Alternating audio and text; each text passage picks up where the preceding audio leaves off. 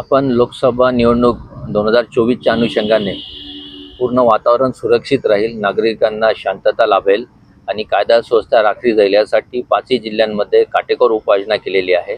निवडणुकीची आचारसंहिता राबवण्यासाठी पूर्ण प्रयत्न करण्यात आलेले आहेत। आपल्या जिल्ह्यांमध्ये नाकाबंदी चेक नाके स्थापन करण्यात आलेले आहेत। त्याशिवाय आंतरराज्यीय जी बॉर्डर आहे कर्नाटकासोबत तिथे सुद्धा एकूण 36 नाके स्थापन केलेले आहेत, जे 24 तास चालू असतात।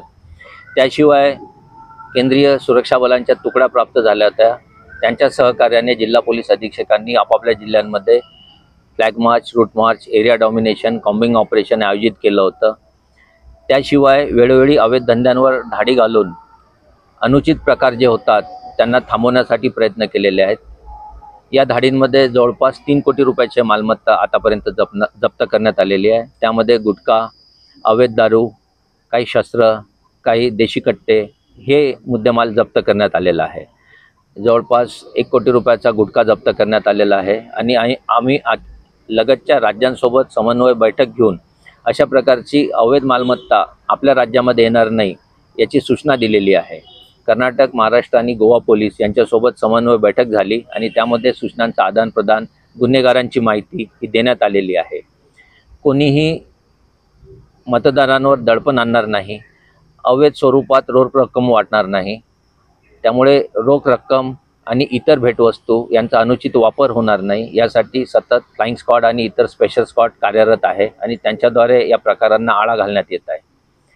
प्रतिबंधक कारवाई मोठ्या प्रमाणात करण्यात येत आहे। यामध्ये वेगवेगळ्या प्रकारचे पाहिजे आणि फरारी असलेल्या आरोपींचा शोध घेणे, नॉन बेरेबल वॉरंट तामील करणे, त्यानंतर महाराष्ट्र संघटित गुन्हेगारी अधिनियमाद्वारे संघटित टोळ्यांवर कारवाई करणे, हद्दपार करणे, टोळ्यांची हद्दपारी करणे हे विविध उपाय आखण्यात आलेले आहेत आणि यामध्ये जवळपास 40 गुन्हेगारांवर Maharashtra control organised crime act याची कारवाई करण्यात आलेली आहे।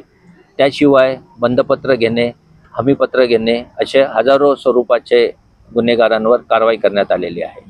या सगळ्या उपाययोजनामुळे आपल्या सगळ्या भागामध्ये निर्भीड व सुरक्षित वातावरण राहील, निवडणूक आचारसंहिताचे काटेकोरपणे अंमलबजावणी होईल व सगळ्या नागरिकांना सुरक्षित वातावरणात मतदान करता येईल अशी आम्हाला आशा आहे। कोणतीही अडचण आणि दडपण किंवा प्रलोभन आल्यास कृपया नजीकच्या पोलीस स्टेशनला कळवावे